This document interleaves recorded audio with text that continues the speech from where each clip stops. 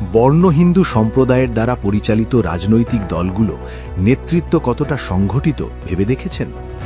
বর্ণ হিন্দু নেতৃত্বের গোটবন্ধনে পশ্চিমবঙ্গের রাজনৈতিক সমীকরণ বদলে দেওয়ার ক্ষমতা যাদের হাতে, সেই বঞ্চিত ৪৫% হিন্দু ওবিসি তথা ৩৫% কৈবর্ত মাহিষ্য জনগোষ্ঠীর ভোট নিয়ে কোনো রাজনৈতিক দলের বড় মেজো সেজো নেতাদের কোনো বক্তব্য নেই।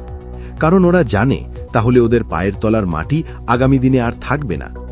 বিরোধী রাজনৈতিক দল যারা চোখ বন্ধ করে হিন্দু ওবিসি সংরক্ষণ ও বঞ্চনার কথা প্রতিটি সভায় তুলে ধরলে রাজনৈতিক সমীকরণ আগুনের মতো বদলে যেতে পারত, কিন্তু দুর্ভাগ্যজনকভাবে কোনো এক অদৃশ্য কারণে হিন্দু ওবিসি ও পশ্চিমবঙ্গের সর্ববৃহৎ হিন্দু সম্প্রদায় কৈবর্ত মাহিষ্য জনগোষ্ঠীর বঞ্চনা নিয়ে কোনো বক্তব্য শুনতে পাচ্ছি না আমরা।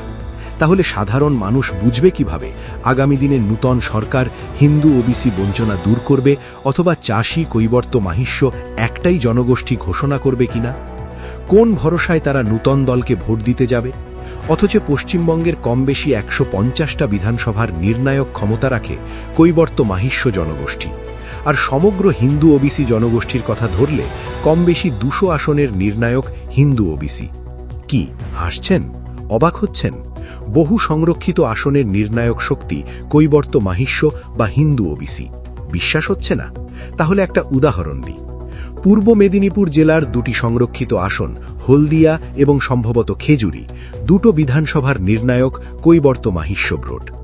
সুতরাং খুব জোরালোভাবে বলতে পারি, হিন্দু ওবিসি ভোট যার এবার ক্ষমতা তার, কৈবর্ত মাহিষ্য ভোট যার এবার ক্ষমতা দখল করবে তারা। জাগো হিন্দু ওবিসি, জাগো কৈবর্ত কেশব, জাগো রানী রাসমণি।